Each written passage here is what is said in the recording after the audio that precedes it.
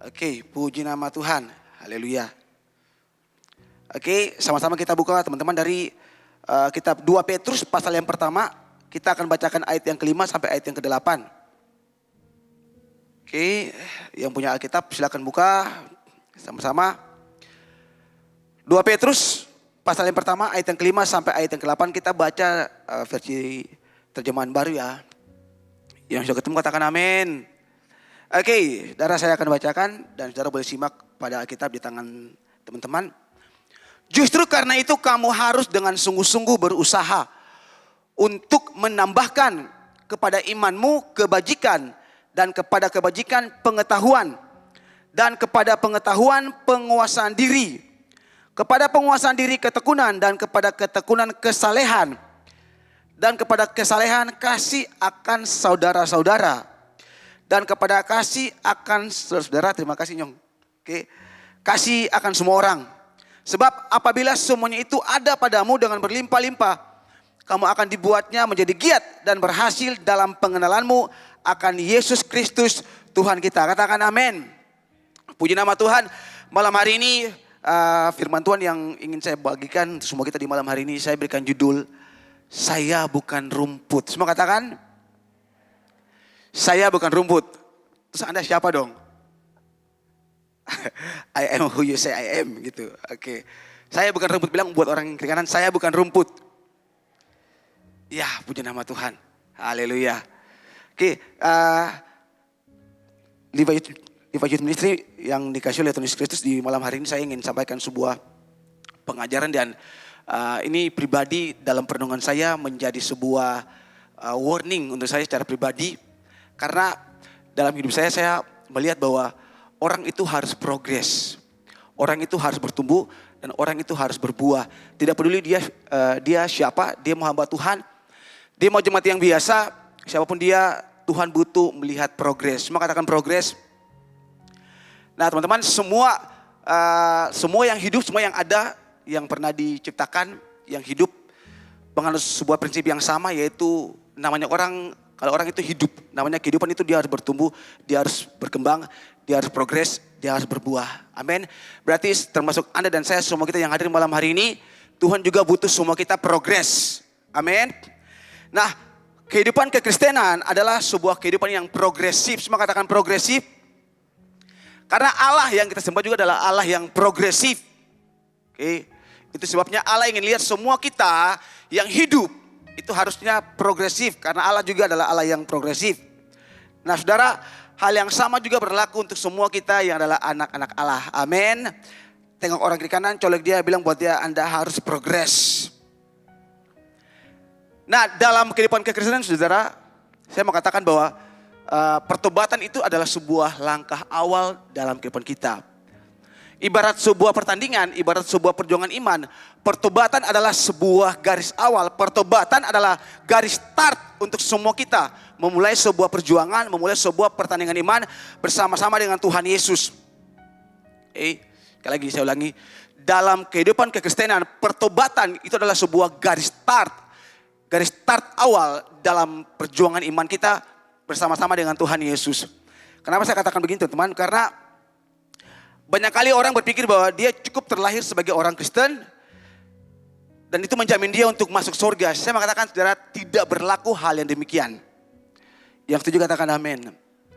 Saya ulang sekali lagi ya. Saudara, tidak cukup orang itu dia punya KTP Kristen lalu otomatis dia itu masuk surga. Karena kekristenan yang sejati tidak ngomong soal hal yang demikian. Oh yang penting dia lahir dari keluarga Kristen.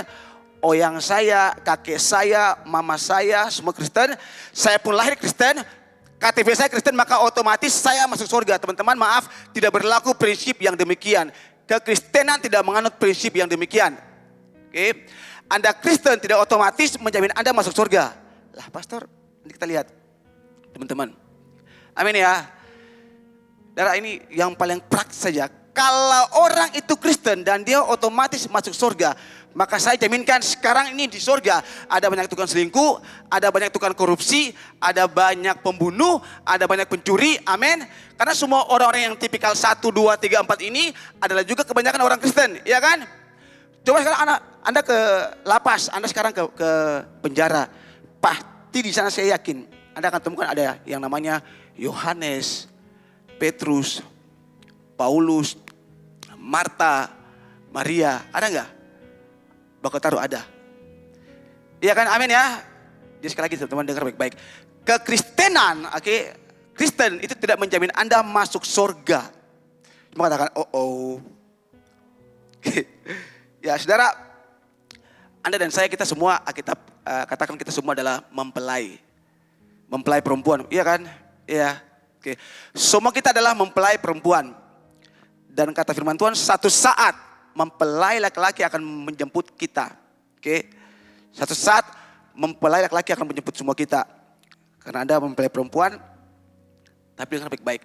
Bisakah Anda bayangkan satu saat ketika datang mempelai laki-laki untuk menjemput dia punya pasangan, kedapatan yang pakai gaun pengantin itu seperti Faith yang kemarin dicerahkan, seperti Cherry ponakan saya yang umurnya baru 2-3 tahun. Lucu enggak? Tidak lucu teman-teman. Oke. Dan itu kalau Anda bayangkan, buat saya fatal gitu. Itu sebuah tragedi sebenarnya. Karena bertahun-tahun Anda di gereja, tapi secara rohani Anda nggak bertumbuh. Tadi awal saya bilang, saudara, ini merupakan perenungan saya. Karena selama saya melayani, saya lihat bahwa ada banyak orang-orang yang sudah bertahun-tahun di gereja. Notabene jemaat lama, sudah bertahun-tahun di gereja. Tapi hidup rohani mereka, iman mereka itu nggak bertumbuh teman-teman. Oke, tapi saya lihat dari kiri sampai di kanan semua kita sini semua orang-orang yang bertumbuh dengan iman. Amin. Lihat orang kiri kanan lalu bilang buat dia, Anda pasti bertumbuh dalam iman. Oke, saudara, tidak lucu teman-teman.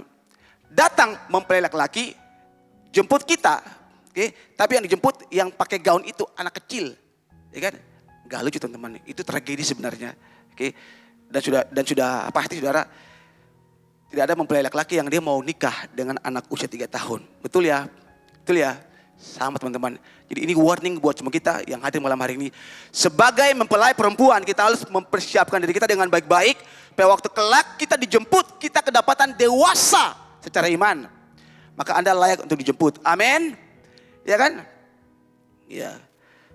Memang kalau Anda bayangkan anak kecil pakai gaun pengantin secara fisik itu lucu. Tapi secara rohani itu tragedi teman-teman. Anda pasti ditinggalkan. Ya kan? Jangan teman-teman. Itu sebabnya agar iman kita dapat bertumbuh atau progres, maka ada hal-hal yang harus kita lakukan. Nah, secara khusus di malam hari ini kita lihat bahwa Rasul Petrus, dia memberikan sebuah gambaran bahwa untuk menjadi dewasa secara rohani itu bukan pilihan. Jadi orang gak bisa memilih bahwa, saya pilih, saya kayak anak kecil secara iman. Saya pilih, saya cukup sekian. Gak bisa teman-teman. Oke. Kata Petrus, saudara, itu bukan pilihan, tapi itu kewajiban. Kita lihat buktinya. Teman-teman, perhatikan kalimat, dia katakan begini. Kamu harus dengan sungguh-sungguh berusaha menambahkan kepada imanmu. Kamu harus dengan sungguh-sungguh. Berarti ini bukan pilihan. Untuk seseorang jadi dewasa secara iman, ini bukan pilihan.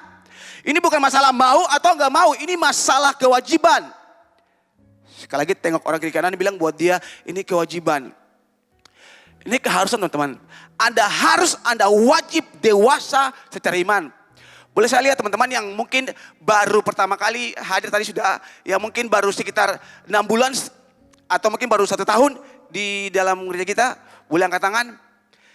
Yang setahun, yang di bawah setahun. Boleh angkat tangan tinggi-tinggi, cukup banyak. Oke. Yang 2 tahun. Oke. Yang 3 tahun. Oke.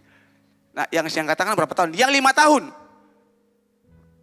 Yang 5 tahun di gereja kakak kita sendiri. Oke. Angkat tangan tinggi-tinggi dong. Oke. Saya pengen lihat. Oh, kita banyak teman-teman.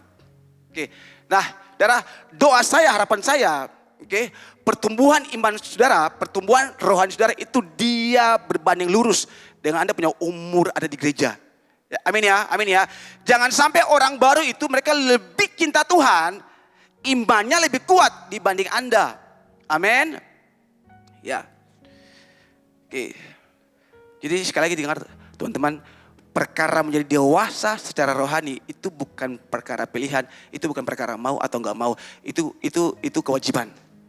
Itu wajib. Jangan sampai, jangan-jangan, sekali lagi saya ulangi, jangan-jangan ketika Anda dijemput, Anda kedapatan tidak layak sebagai pengantin perempuan, Anda ditinggalkan. Itu tragedi teman-teman. Itu fatal. Puji nama Tuhan. Jadi dengar baik-baik. Secara iman, kata Rasul Petrus, ada hal-hal yang perlu kita kerjakan, ada hal-hal yang perlu ditambahkan supaya secara rohani iman kita ini bertumbuh, berkembang. Nah, kata menambahkan pada ayat di atas itu berbicara tentang suplemen, semua katakan suplemen, nutrisi untuk iman kita. Jadi ternyata di momen ketika Anda bertobat, Anda mengaku Tuhan Yesus sebagai juru selamat, tadi awal saya bilang itu langkah awal. Nah, supaya Anda tumbuh dewasa seperti anak-anak yang baru lahir, dia perlu untuk dia bertumbuh kan dia perlu nutrisi, dia perlu suplemen kan, teman-teman. Nah, sama sebagai bayi rohani kita juga butuh suplemen, kita butuh tambahan nutrisi. Nah, iman kita yang waktu pertama kali kita bertobat dan kita deklarasikan untuk terima Tuhan Yesus. Nah, ada banyak hal, ada hal-hal yang kata Petrus harus ditambahkan sebagai suplemen dalam kehidupan kita sebagai orang beriman, sebagai orang Kristen. Sekali lagi supaya kedapatan kita layak di hadapan Tuhan. Waktu dijemput, saudara semua kita layak di hadapan Tuhan untuk dijemput. Jangan sampai ketika saatnya nafiri Allah dibunyikan, tuh, ini lagi duduk ini terangkat. Pas lihat ke bawah, itu yang tinggalkan. Contoh ya, contoh. Atau pas lihat ke bawah gini, oh Anton yang ditinggalkan. Padahal bertahun-tahun dia jadi singa di depan. Bertahun-tahun dia melayani Tuhan, tapi ditinggalkan. Hati-hati teman-teman. Tadi kan di awal saya bilang, saya melihat bertahun-tahun dalam plan saya. Dan ini pun warning buat saya pribadi. Ada orang-orang yang melayani Tuhan di gereja, di rumah Tuhan. Tapi cara iman dia gak bertumbuh. Contoh paling konkret, ketika ketemu masalah aja, dia gak tahu berespon seperti apa. Kadang-kadang seperti gitu. Tapi saya bersyukur bahwa ada orang-orang baru di gereja. Mereka datang dengan kelaparan, dengan kehausan. Saya bilang itu bagus. Tapi itu harus terus dilanjutkan. Semalam saya sudah mau istirahat. Karena saya lagi gak enak badan semalam. Sudah mau tidur. Ini telepon bunyi. Terus aduh ini nomor baru siapa ini. Terus WA lagi, nomor baru lagi. Pastor tolong saya perlu didoakan sekarang. Saya coba lihat foto profilnya di WA. Tak, saya zoom besar. Saya bilang buat istri saya, buat kakak C, kena orang ini seng, gitu. Saya nggak tahu dia ada di sini nggak, saya nggak tahu. Tapi saya kayak agak samar-samar ini siapa gitu. Ternyata dia bilang namanya ini. Tapi waktu dia telepon, saya jawab, halo shalom, gitu. Pastor tolong dulu, gitu. Jadi ternyata saya nggak tahu mungkin pastor juga mungkin dihubungi ya. Nggak tahu mungkin semalam mungkin dihubungin. Karena di telepon sekitar jam 11 lewat lah. Saya sudah mau istirahat. Tapi di telepon, Pastor tolong. Ini katong sekarang ada acara bela negara katanya. Acara bela negara di Pantai Liang. Iya, saya nggak tahu. Kami ada acara bela negara di Pantai Liang. Dan ini sebagian besar keserupan katanya. Pastor tolong. Jadi Pastor tolong doakan by phone saja. Jadi saya angkat teleponnya, saya telepon. Saya dengar itu ribut sekali. Ribut sekali. Udah. Saya bilang, Ale tolong diam dulu. Beta cendengar ini. Saya dalam kondisi udah gak enak badan, pengen tidur karena pengaruh obat. Karena pengaruh obat saya harus pengen tidur. Tahu lah kalau kayak gitu udah pilek, udah pengen obat, udah mau tidur. Tapi udah dengar, oke lah. Ya teman-teman ini suka-dukanya hamba Tuhan ya. Puji Tuhan. Oke lah saya jawab. Oke, jadi steady walaupun steady kuasa Tuhan loh gitu. Ya. Ya. Ada dengar pastor mau bilang semuanya diam dulu, tenang dulu. Kadang semua ayo tenang dulu. Gini. Kalian bikin acara apa? Acaranya ini pastor gini. Di mana? Di sini pastor gitu. Ya, terus kenapa? Tadi katanya ada bikin apa gitu, terus tiba-tiba semuanya kesurupan. Lah terus semua sudah baikkan, tinggal satu ini yang belum ini. Wah ini kayaknya keras kayaknya nih. Tabal kayaknya ini tabal. Tidak. Oke, namanya siapa? Dia bilang, Tit, namanya ini, disensor ya, namanya di sensor. Oke, namanya ini, tak. Oke, ya. Ada yang baik. Yang pertama, kalau katong takut, itu setan berkuasa. Kalau kita takut, setan dapat kekuatan. Oke ya. Oke. Yang kedua, saya ingin semua itu tenang, jangan teriak-teriak dulu. Semua kumpul sini, kumpul semua tenang. Yang Kristen semua, kita bilang, yang Kristen, yang Islam semua kumpul di sini sekarang. Semua yang Kristen yang Islam semua kumpul sekarang semua. Lalu ada HP itu kasih speaker taruh tengah-tengah, dipikir dia punya telinga. Ya pastor, wah saya nggak mau tahu, biar via telepon, oke, pakai speaker mau Muslim, mau Hindu, mau Konghucu, mau Islam dengar itu. Taruh telepon, wah saya langsung berbahasa roh, saya berdoa dalam kondisi lagi, saya berdoa saya berdoa. Dalam nama Yesus semua ayat Alkitab yang saya ingat tentang kesaldiman saya perkatakan. Langsung keluar suddenly, boom, wah itu ini, wah, boom, wah ini, boom, wah ini. Saya ngomong semua. Ya saya ingat saya ngomong semua gitu. Saya ngomong semua. Lalu saya bilang dalam nama Yesus, saya bilang nama anaknya, dalam nama Yesus, lepaskan dia. 1, 2, 3, dia kan,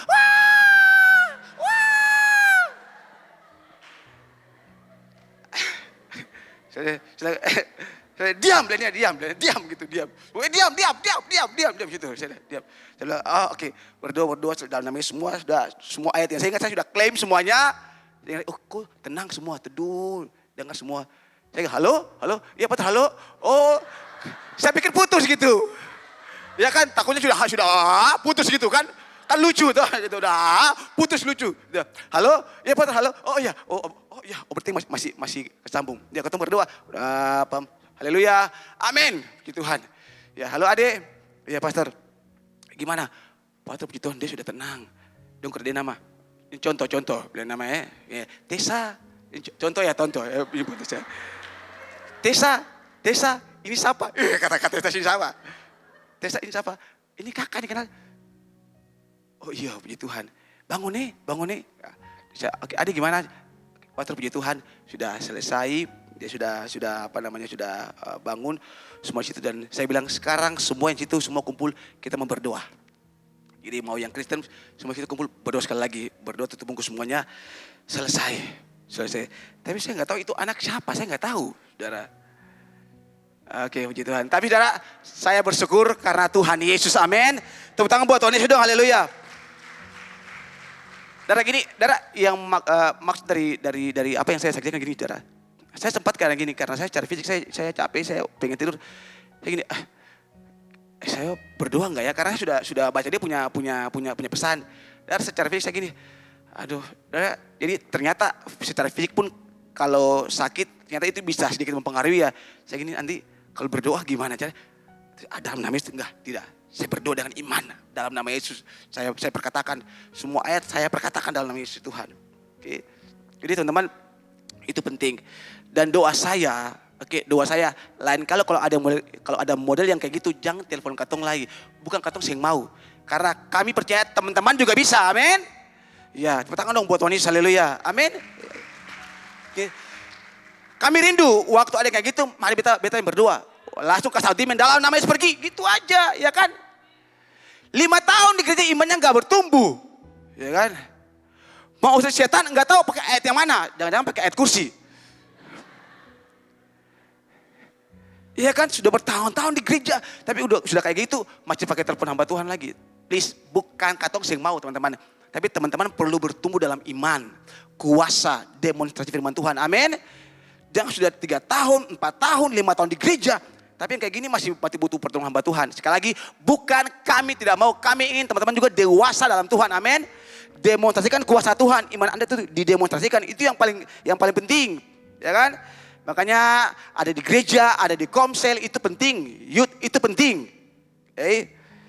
Nah, sekarang kita kembali teman-teman, tadi kata Rasul Paulus, supaya iman kita menjadi semakin hari semakin bertumbuh dewasa, maka kita perlu menambahkan apa yang ditambahkan. Nah, kalau dalam bahasa asli dipakai kata suplemen, bukan superman ya, suplemen. Oke. Nah kita lihat dengan singkat saja sebelum saya masuk ke inti. Oke, dengan singkat saja kita Sambil lalu kita jalan kita lihat. Nah, apa saja suplemen yang menurut Rasul Petrus itu perlu ditambahkan dalam iman kita? Oke, kalau Anda baca, yang pertama kebajikan. Semua katakan kebajikan. Semua katakan kebajikan. Kebajikan. Nah, apa itu kebajikan? Tadi kan Anda nyanyi lagu apa tadi yang penyembahannya? Your goodness is running after me.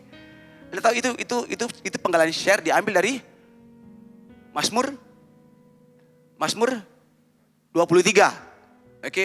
Surely your goodness and mercy shall follow me. Oke. Ya kan? Semua katakan kebajikan.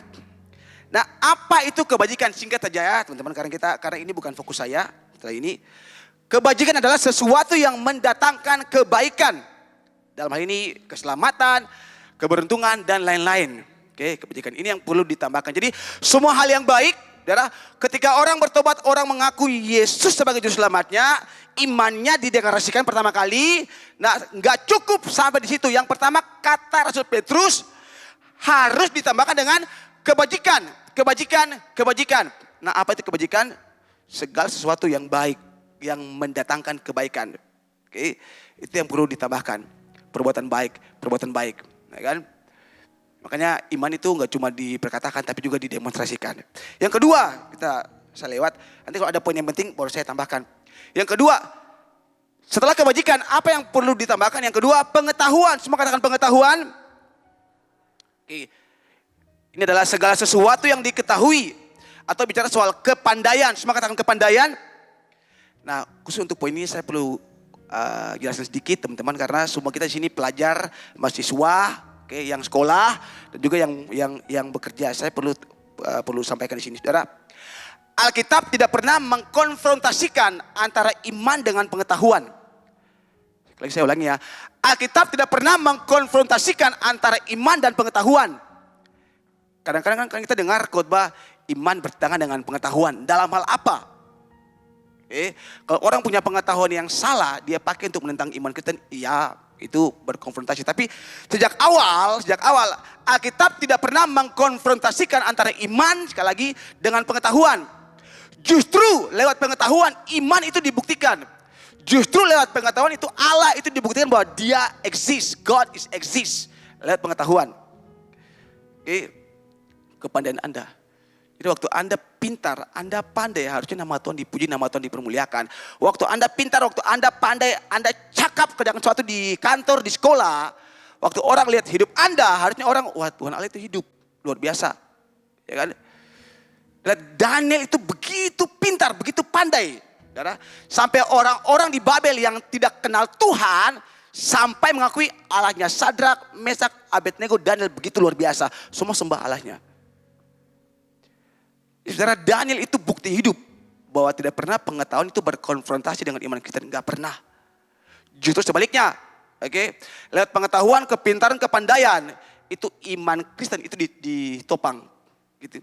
Lewat pengetahuan itu justru membuktikan bahwa Allah itu ada, God is exist. Materi Komsel 2 minggu lalu saya ingat, saya sangat diberkati di awal-awal pengantar khotbahnya. Oke. Saudara, di situ kan dibilang bahwa semua kita ini adalah mahakaryanya Allah. Betul ya?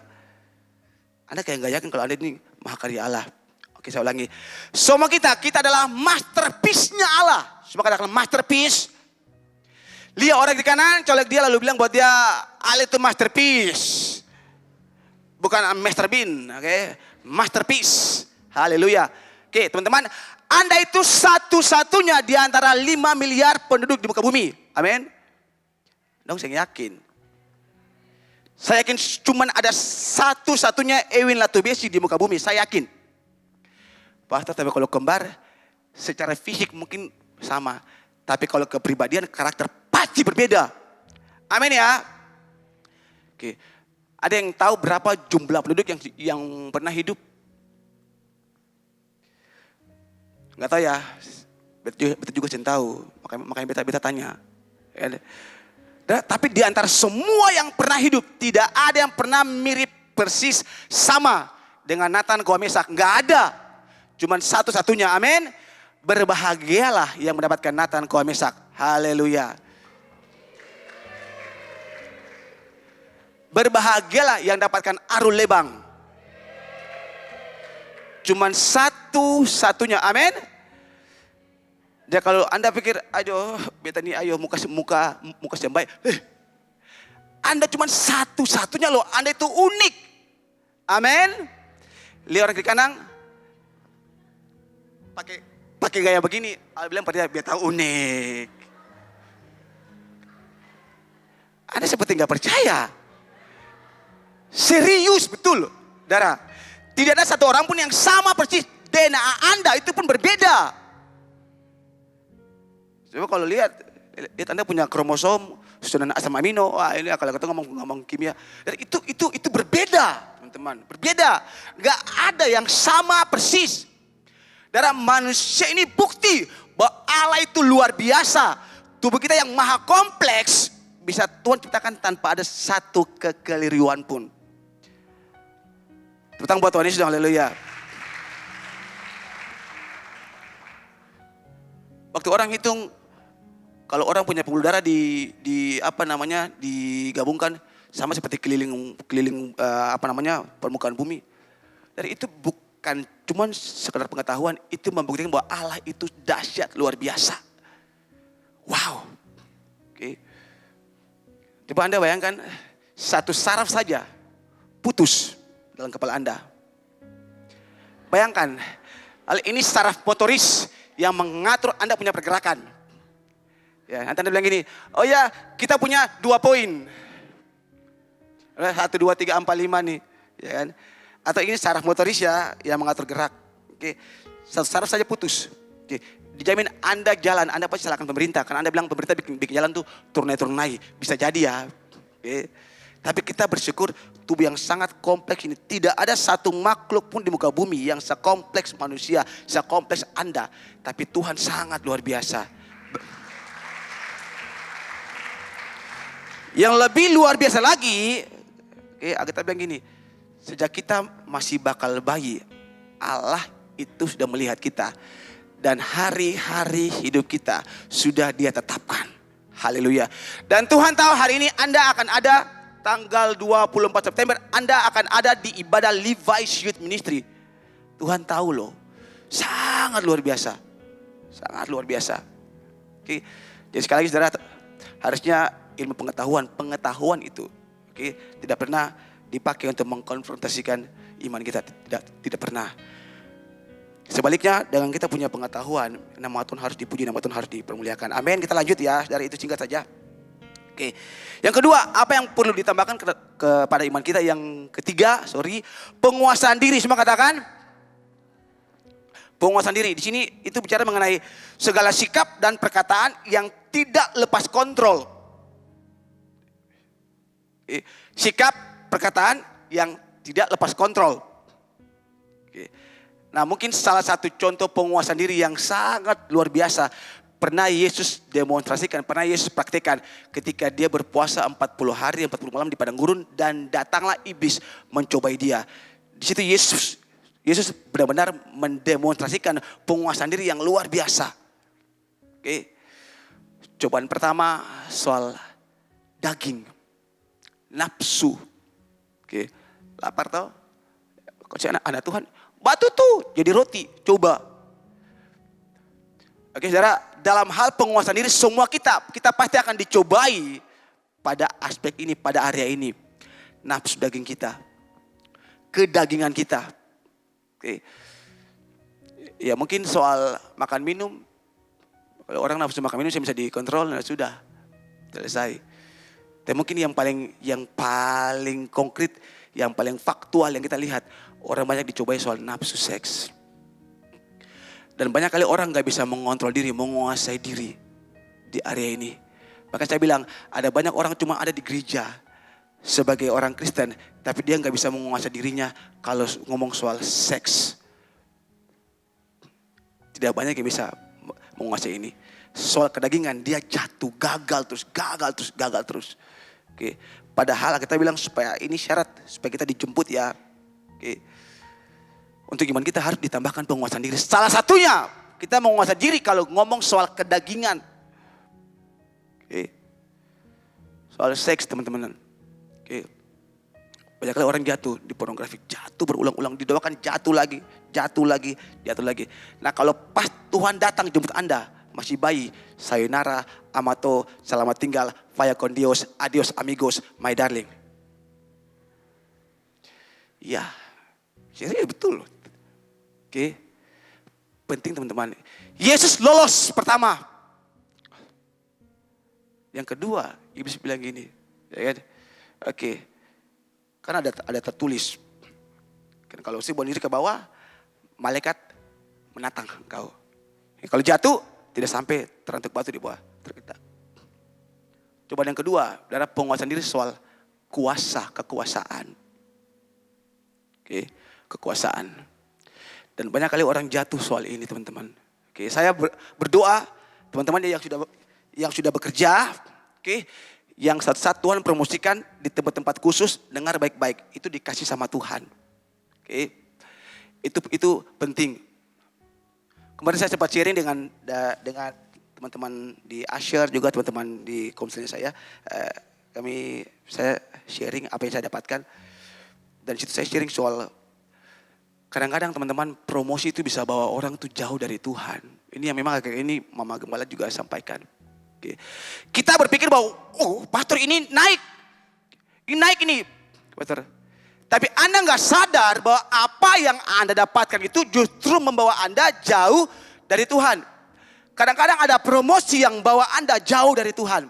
Saya bersyukur saat anak kecil saya dia pernah cerita, ini jemaat kita juga, oke. Dan Tuhan percayakan ada di konseling saya, saudara. Oke, ini juga jadi berkat buat saya. Saat dia bilang, pastor, beta dapat ini, tapi beta dapatnya nanti di daerah ini yang tidak ada gereja. Saya tahu benar di tempat itu cuma gereja satu aja di dalam kompleks Polsek kalau nggak salah, Polsek atau Polres. Pastor gimana? Saya punya tanggung jawab buat saya punya keluarga, adik-adik saya. Saya bilang adik doakan lagi. Kalau Tuhan bilang jalan, jalan. Kalau Tuhan bilang tidak, jangan bergerak. Kenapa? Itu masalahnya. Oke. Kita berpikir ini promosi, lalu kita ambil aja. Padahal kita nggak tahu ini justru membawa kita jauh dari Tuhan. Dan dia berdoa, puji Tuhan bilang pastor beta resign. Serius? Ya pastor beta bulat tekad beta resign. Oke, selesai kita berdoa. Kalau Ade resign, kita berdoa biar Tuhan kasih Ade punya pekerjaan yang tepat di Ambon. Dan puji Tuhan, berapa hari kemarin dia kasih kesaksian bahwa ternyata dia dikasih pekerjaan yang baru, malah dikasih sekaligus 2 tempat yang harus dia pilih. Dia mau yang di mana dengan gaji yang sama yang dia doakan. Dan itu luar biasa teman-teman. Oke, tepuk tangan buat Tony dong, haleluya, amin. Apa yang Mama Gembala doakan di sini buat teman-teman yang butuh pekerjaan, Tuhan jawab. Tuhan jawab dengan sangat luar biasa. Hati-hati teman-teman, hati-hati. Kadang-kadang kita digoda dengan cobaan, lalu kita nggak bisa menguasai diri kita. Wah ini bagus, ini kan bagus ini kalau naik. Tanpa sadar Anda semakin jauh dari Tuhan. Yang ketiga cobaan iblis buat Yesus apa? Oke, saya lihat semua ini nih, buka bumi beta punya. Kalau saya sembah beta, kalau kamu sujud menyembah saya, semua ini aku kasih buat kamu. Kadang-kadang orang jatuh dalam pencobaan, nggak bisa menguasai diri. Soal penghormatan, soal kehormatan. Orang gila hormat. Oke. Dan banyak kali orang gagal di sini teman-teman. Oke. Kami selalu dikasih ingat sama Ibu Gembala Sidang. Kita hamba Tuhan, dengar saya hamba. Orang menghormati, orang gak hormati. Tanggung jawab semua kita sampaikan firman Tuhan. Amin. Dan khusus untuk poin penguasaan diri dan pengetahuan saya sampaikan seperti itu. Penting buat kita karena ini jadi bekal untuk teman-teman yang sudah bekerja dan nanti yang akan nanti bekerja. Punya posisi, punya pekerjaan, ingat baik-baik penguasaan diri. Oke. Kelak punya duit banyak, ingat baik-baik sudah berumah tangga, setia dengan rumah tangga. Paling penting. Oke. Yang berikut ketekunan, ngomong soal fokus, konsisten, tidak mudah putus asa untuk semua apa yang dia kerjakan. Termasuk juga saya bilang fokus dan konsisten dalam hal beribadah. Amin ya. Fokus dan konsisten dalam hal beribadah. Itu penting. Haleluya. Yang berikut, Kesalehan. Semua katakan kesalehan. Nah, ini suplemen yang berikut, yang nomor 5 yang perlu ditambahkan kepada iman kita. Kesalehan. Nah, di sini saya tulis ini berbicara soal penyelarasan hidup kepada Kristus. Ngomong soal ketaatan atau kepatuhan dalam menjalankan ibadat. Tapi masih nyambung dengan hal yang keempat tadi. Kemudian yang berikut, yang keenam, apa yang perlu ditambahkan? Kasih kepada saudara. Ini ngomong soal kasih filia ya. Dan yang ketujuh, kasih kepada semua orang. Ngomong soal kasih agape. Oke, kita skip itu cuman saya cuman tambah sebentar saja. Nah, sekarang kita masuk. Ini sekaligus ending, ini sekaligus inti apa yang mau saya sampaikan untuk semua kita di malam hari ini. Nah, teman-teman, ayat 8, saya mohon bisa ditampilkan ayat yang ke-8, boleh enggak? Dikatakan demikian. Sebab apabila semuanya itu ada padamu dengan berlimpah-limpah, semua yang mana? Yang tadi 1, 2, 3, 4, 5, 6, 7. Oke, semua itu. Oke, tanggap ya. Oke. Sebab apabila semuanya itu ada padamu dengan berlimpah-limpah, kamu akan dibuatnya menjadi giat dan berhasil dalam pengenalanmu akan Yesus Kristus Tuhan kita. Saudara, sampai di sini saya duduk renungkan. Saya stop, saya renungkan. Ini kan ini bahasa-bahasa teologi yang agak kompleks. Kadang-kadang saudara, untuk mengartikan sesuatu kita perlu baca versi-versi yang lain. Nah, dalam Alkitab itu ada versi mudah dibaca, firman Allah yang hidup. Itu memudahkan kita untuk mengerti. Kalau Anda nggak mengerti apa yang dimaksudkan dalam ayat itu, Anda cari versi yang lain. Supaya kita semakin mengerti. Nah, saudara, sekali lagi, ayat 8 adalah dampak atau konsekuensi dari apa yang disampaikan Rasul Petrus dari ayat 5 sampai ayat 7 sebelumnya. Nah, perhatikan, ini merupakan konsekuensi jangka panjang yang akan kita terima dari Tuhan sebagai upah. Semua katakan upah. Puji Tuhan, kemarin kita juga ngomong soal upah di Komsel. Tadi juga sempat Pastor Lady buka ibadah tanya soal upah, ya kan? Upah. Nah, ayat 8 adalah upah atau konsekuensi jangka panjang dari apa yang kita lakukan. Yang ditulis oleh Petrus ayat 5, 6, 7. Nah, buat saya saudara, untuk mengerti ayat ini saya cari terjemahan yang lain. Dan saya sangat diberkati ketika saya dapatkan 2 terjemahan ini. Ini sangat memberkati saya. Dan saya juga yakin ini akan memberkati semua kita di hari ini. Nah, terjemahan yang pertama untuk ayat yang ke-8. Ini versi firman Allah yang hidup. Dikatakan begini. Jika saudara terus hidup demikian, secara rohani saudara akan tumbuh menjadi kuat. Semua katakan kuat. Dan berbuah, katakan berbuah. Serta berguna, katakan berguna. Berguna bagi Yesus Kristus Tuhan kita. Jika saudara terus hidup demikian, yang mana? Progres terus, progres terus, progres terus. Kebajikan, apalagi tadi pengetahuan, kesalehan, dan yang lain-lain. Semua itu perlu ditambahkan. Supaya apa? Supaya Anda kedapatan kuat, berbuah, dan berguna bagi Yesus Kristus Tuhan kita. Oke. Yang kedua, ini terjemahan yang kedua. Sangat memberkati saya. Versi The Message. Oke. Dikatakan gini. With these qualities active and growing in your lives, no grass will grow under your feet. No day will pass without its reward as you mature in your experience of our Master Jesus. Semua garis bawahi kata no grass will grow under your feet. Oke. Nah, ini mungkin ini bisa saya artikan ya. Saudara, ini karena bahasa Inggris, saudara perhatikan apa yang saya sampaikan. Ini artinya kira-kira demikian. Oke, kalau saya salah mohon dikoreksi. Oke, ayat ini saudara versi The Message. Dengan semua aspek yang aktif dan berkembang dalam hidupmu, tidak ada rumput yang akan bertumbuh di bawah kakimu. Dengar, dan tidak ada hari yang terlewati tanpa upah saat engkau menjadi dewasa dalam pengenalan akan Tuhan. Semua tepuk tangan dulu buat Tuhan Yesus. Haleluya, amin. Saudara, sekali lagi perhatikan kalimat tidak ada rumput yang akan bertumbuh di bawah kakimu. Tidak ada hari yang terlewati tanpa upah. Cuman syaratnya ketika Anda dan saya kita menjadi dewasa dalam pengenalan akan Tuhan. Itu penting. Anak kecil dapat upahnya cuma gitu doang. Tapi kalau orang dewasa beda teman-teman. Beda kelasnya. Betul ya? Amin ya? Amin ya? Saya Tuhan terima kasih ini luar biasa sekali. Ya kan? Kalau cuma dalam terjemahan Indonesia, oke ya. Tapi waktu saya lihat dalam terjemahan bahasa Inggris, ternyata ada yang Tuhan bilang yang sangat spesifik untuk semua kita. Sekali lagi saudara, perhatikan secara khusus frase, tidak ada rumput yang tumbuh di bawah kakimu. Nah ini buat kita pada sebuah perenungan, sebelum mengakhiri saya punya khotbah di malam hari ini. Mengapa firman Tuhan memakai analogi rumput untuk menggambarkan upah atau reward untuk seseorang? Oke. Kemudian Tuhan bawa saya punya pemahaman seperti gini. Saudara, memang benar. Oke, kenapa firman Tuhan selalu menganalogikan manusia itu upah, maksud saya itu seperti analogi sebuah rumput. Kenapa Tuhan pakai analogi rumput untuk menggambarkan upah atau reward? Dan karena memang kalau kita baca dalam firman Tuhan seringkali menggambarkan hidup manusia itu seumpama rumput dan juga pohon. Amin ya.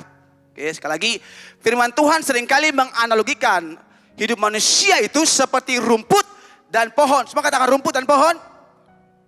Nah, kenapa? Karena kedua item ini sangat berbeda.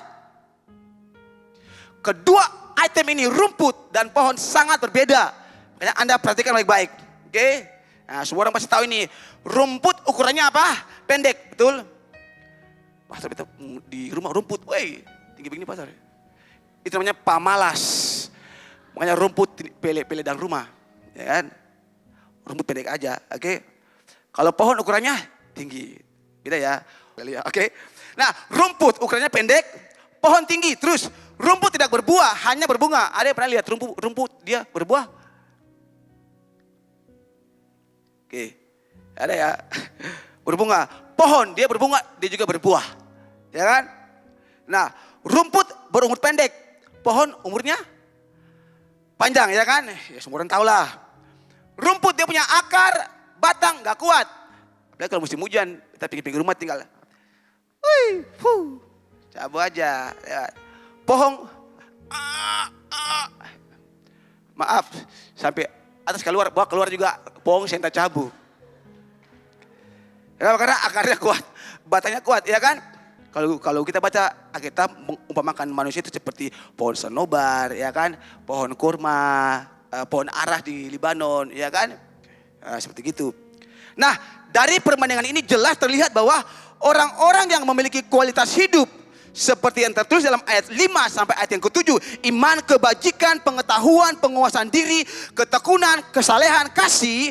Nah, untuk orang-orang yang punya kualitas hidup seperti ini, maka sebagai upahnya dalam hidupnya dia akan mengalami satu, yang pertama, peninggian, promosi. Tepuk tangan buat Tuhan Yesus, haleluya, amin.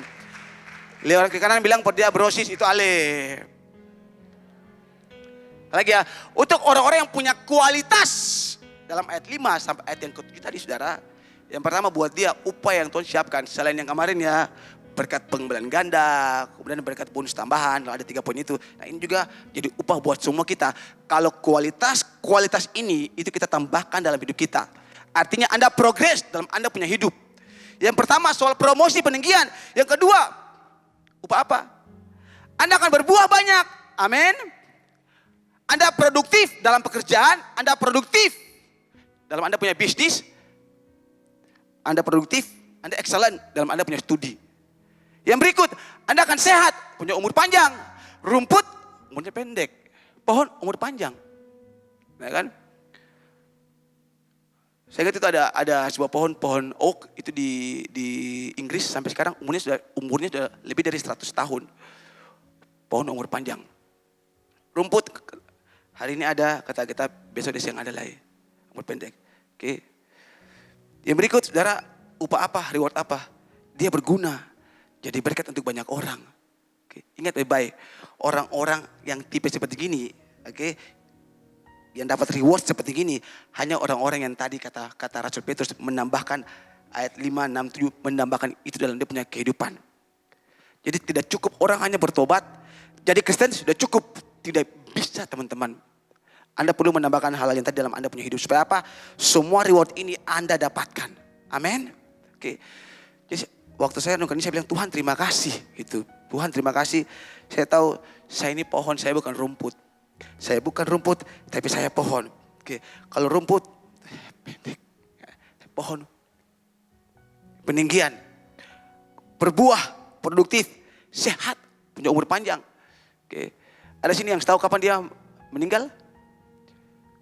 Pemusik boleh ke depan. Ada tahu di sini kapan dia meninggal? Oke, semua kita waktu kita berdoa, Tuhan kasih saya umur panjang Tuhan, amin, haleluya, ya kan? Betul ya? Ya. Semua di sini kalau kita berdoa, Tuhan pakai saya, use me, Lord, ya, supaya saya jadi berkat bagi banyak orang. Oke, amin. Itu doa kita. Oke. Tapi kalau Anda masih kerdil secara rohani, bagaimana bisa jadi berkat buat banyak orang? Anda bertumbuh seperti pohon, jangan seperti rumput. Nah, inilah yang menjadi cikal bakal kenapa saya menjudul saya bukan rumput.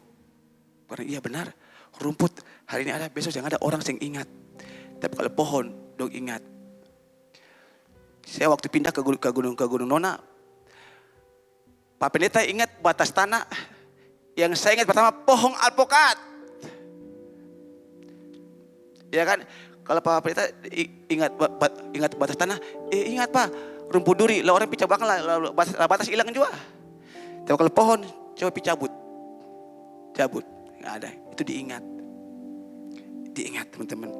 Oke, jadi saudara, Tuhan ngomong ini keras, tegas buat saya pribadi dan semua kita. Oke, dan hari ini semua kita mau deklarasikan hal yang sama. Bahwa hidup kita bukan seperti rumput teman-teman ya. Kita ini pohon. Kita ini berbuah banyak. Kita akan mengalami peninggian promosi daripada Tuhan. Oke. Kita akan sehat, punya umur yang panjang. Dan kita akan dipakai Tuhan untuk menjadi berkat bagi banyak orang. Tapi ingat, Petrus bilang, caranya apa tadi? Ayat 5 sampai ayat yang ke-7. Suplemen ini harus ditambahkan kepada iman kita. Tadi yang pertama apa tadi?